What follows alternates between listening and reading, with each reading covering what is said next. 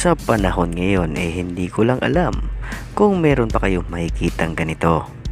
At dahil nga sa masyadong dumarami na ang populasyon, halos nga pati ang mga ilog, mga lawa ang gilid marami nang nakatirang mga tao.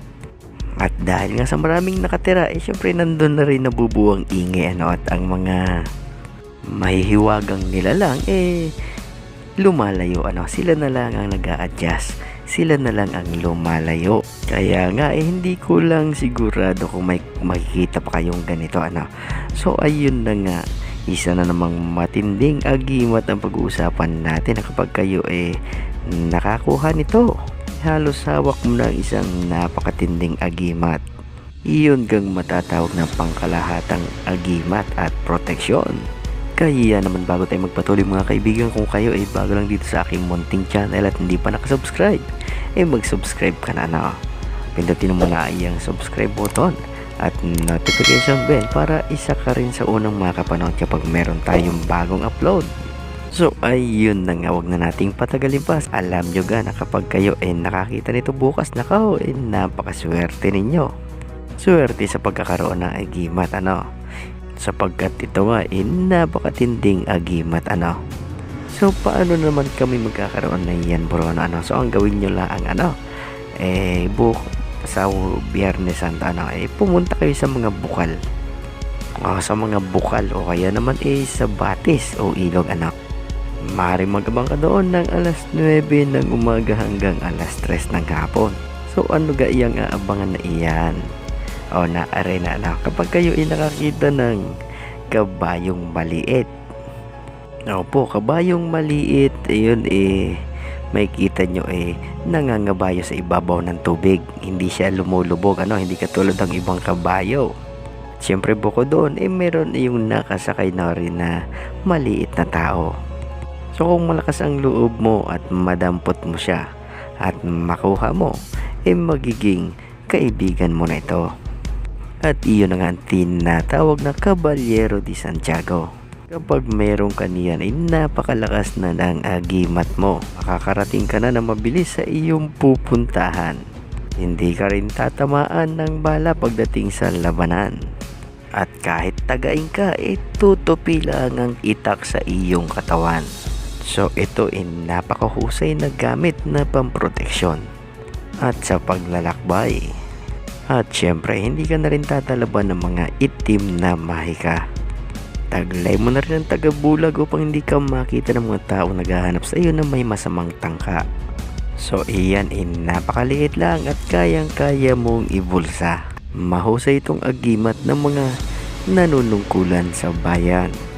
At iyon nga ang galing ng kabalyerong si Santiago de Galicia kapag naging kaibigan mo. So isa lang ito sa napakaraming kapangyarihan o agimat na maaring makuha ninyo ngayong Biyernes Santo. Subalit paalala, kung sakaling kayo magkaroon ng agimat na iyan kung ano man ang agimat na inyong makuha huwag ninyong kakalimutan na ang lahat ng iyan sangkap lang ng ating buhay. Dito sa mundong ibabaw, tanging Diyos pa rin ang may pinakamalakas na kapangyarihan.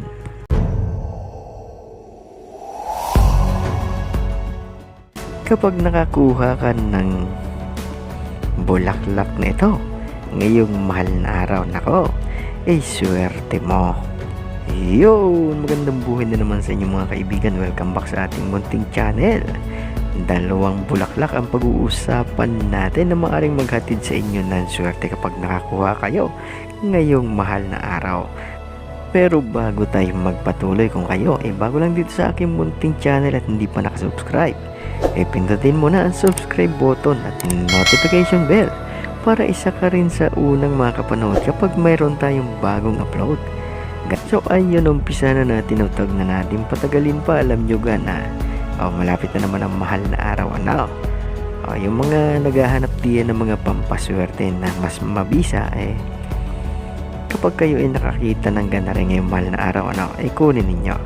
Aray yung tinatawag na bulaklak ng tanlad.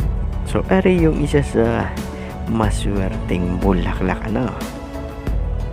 So kapag yan nakuha ninyo ngayong biyernes, kahit hindi naman biyernes santo, basta mahal na araw, patuyuin ninyo.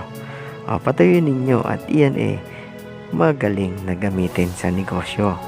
Lalo na kung ang negosyo ninyo mga lutuing ulam o mga kantin. Kung kayo may kantin, ako iyan mahusay na pampaswerte sa inyong mga kantin o sa inyong mga karinderya o restaurant.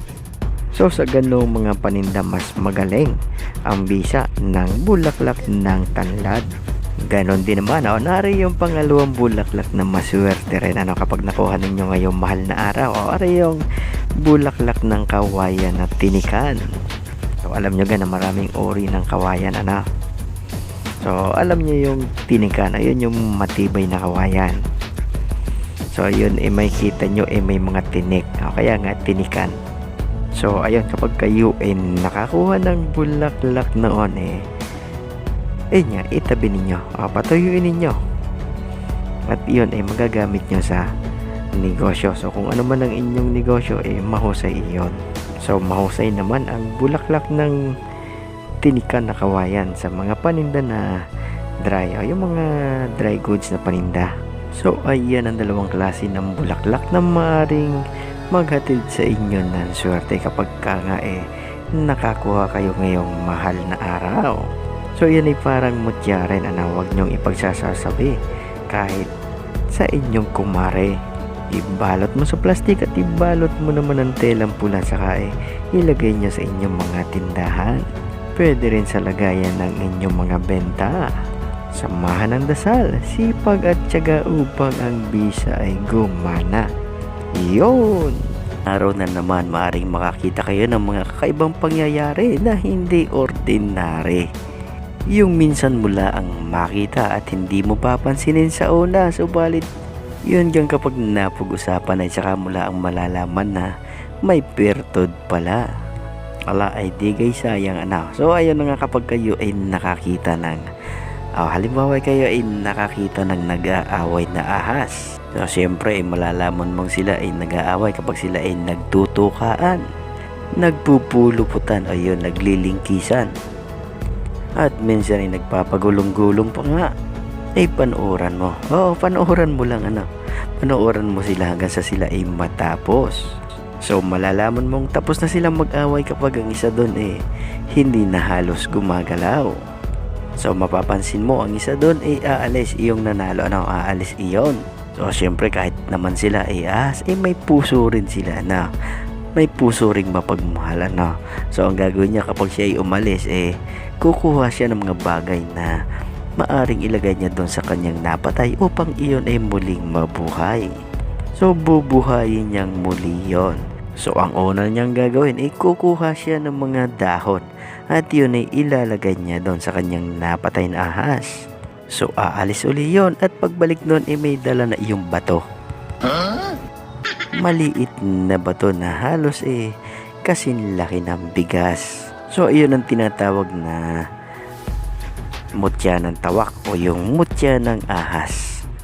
Pwede rin tawagin na agimat ng ahas, So ayun nga, yun ipapatong niya doon, So ang gagawin nyo naman kapag pinatong niya na iyon aalis yung ahas na nagpatong na iyon. So pagkaalis niya ikunin mo agad yung bigas na iyon, yung maliit na batong ipinatong niya sa ahas na kanyang napatay. So ayun na nga, kapag nakuha mo na yung gabigas na iyon, yung huling ipinatong na bato, meron ka ng mutya ng ahas, magagawa mo ng tumawag ng ahas at matatakot din sa iyo ang mga ahas, lalo na kung ang ahas may kasalanan. Halimbawa nakakagat o nakatuklaw. Kapag tinawag mo sila malalaman mong siya may kasalanan sa iyo sapagkat siya nakayuko. Madali mo rin silang mapapatay gamit lang ang iyong kamay kung iyong gugustuhin. Yun ang bertod ng mutya ng ahas kapag iyong nakuha.